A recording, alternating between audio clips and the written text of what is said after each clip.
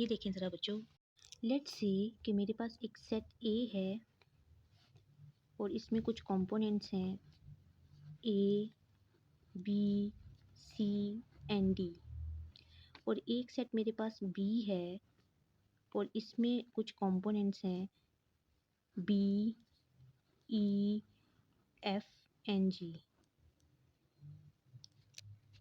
अब अगर मुझे इसका ए यूनियन बी निकालना है तो बच्चे हम कैसे निकालेंगे? मैंने कहा था कि जो इस कंपोनेंट्स ऑफ ए हैं और जो कंपोनेंट ऑफ बी हैं इनको हम आपस में मिला के लिख देंगे, और जो चीज़ रिपीट हो रही होगी उसको आप सिर्फ और सिर्फ एक ही दफ़ा लिखोगे, बार बार नहीं लिखोगे।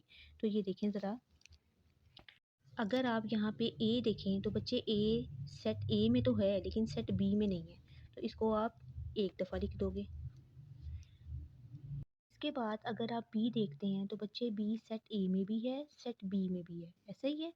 और देखेंगे ये दोनों मतलब यहाँ पे भी है, यहाँ पे इट्स मीन कि ये रिपीट हो रहा है। तो मैंने कहा था कि जो चीज़ रिपीट होती है उसको आप सिर्फ और सिर्फ एक बार लिखते हो, तो आप इसे एक बार लिख दोगे। इसके बाद सी देखें तो सी सेट ए में है लेकिन सेट बी में नहीं है, तो सी को भी आप लिखोगे। फिर डी को देखें तो डी भी ए में है लेकिन बी में नहीं है। फिर ई देखें तो ई सेट बी में है लेकिन ए में नहीं है, तो वो भी एक बार आएगा। इसी तरह एफ और फिर जी। तो यूनियन ऑफ सेट क्या है कि बच्चे हम क्या करते हैं कि जो हमारे सेट ए और बी में कंपोनेंट्स होते हैं उनको सारे को एक ही साथ बाइंड करके लिख देते हैं। एक और छोटी सी एग्जांपल को हम एग्जांपल देखते हैं, आई होप सो कि वो आपको ज़्यादा क्लियर करेगी। लेट्स से मैं कहती हूँ कि मेरे पास एक सेट है 1, 2, 2 एंड 3, और एक सेट है मेरे पास बी। तो बच्चे ये देखें, इसमें मैं कह देती हूँ लेट्स से 3, 4, 4 एंड 5। अगर मुझे ए यूनियन बी निकालना है तो क्या करूँगी? देखें 1 सेट ए में है, सेट बी में नहीं है, तो 1 लिख दिया। फिर 2 देखें तो ये रिपीट हो रहा है, सेट पहली बात ये सेट ए में है और रिपीट हो रहा है और सेट बी में नहीं है, तो हम इसको, ये रिपीट हो रहा है, हम इसको एक ही बार लिखेंगे। फिर 3 दोनों में है तो 3 एक बार। फिर उसके बाद 4 देखें तो 4 ए में नहीं है लेकिन बी में है और रिपीट हो रहा है, तो ये भी एक बार। और फिर 5, इस तरह से। तो ये आपने ए यूनियन बी निकाल लिया है। ठीक है जी, आई होप सो कि ये आपको क्लियर हो गया होगा कि ए यूनियन बी में हम क्या करते हैं, अपने कंपोनेंट्स को कंबाइन करके लिखते हैं। इसके बाद हम जिस टॉपिक पे बात करेंगे वो होगा इंटरसेक्शन ऑफ अ सेट।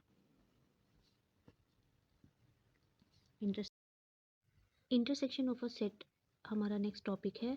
और इंटरसेक्शन ऑफ सेट को अगर हम इसको मैथमेटिकल देखें तो मैथमेटिकली इसको रिप्रेजेंट किया जाता है उल्टे यू के साथ, इस तरह से इसका एक सिंबल होता है।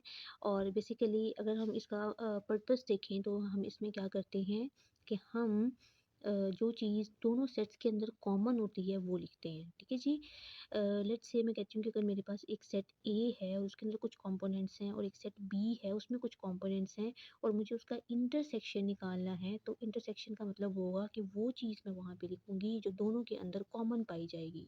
जबकि यूनियन में ये नहीं होता, यूनियन में आप दोनों में जो जो है सबको एक साथ लिख देते हो। ठीक है जी, तो इंटरसेक्शन में लेट्स से आप यहाँ पे मैंने एक एग्जाम्पल लिखी हुई है, आप देखें ज़रा कि मैंने एक सेट ए बनाया है और इसमें कुछ एलिमेंट्स हैं और एक सेट बी बनाया है, इसमें भी कुछ एलिमेंट्स हैं। और एंड पे मैंने लिखा है कि ए इंटरसेक्शन बी निकालें। तो ए इंटरसेक्शन के अंदर इनमें वही दो चीज़ें आएंगी जो इनमें कॉमन आई हैं। ठीक है, जैसे देखिए ए दोनों में है तो आ गया, बी दोनों में है तो आ गया।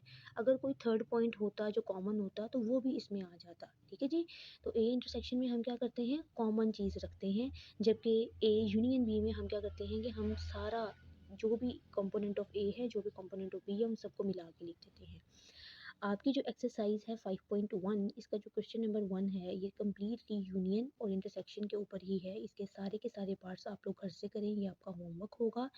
और फिर भी अगर कोई आपको चीज़ नहीं समझ में आती है तो आप मुझसे पूछ सकते हैं।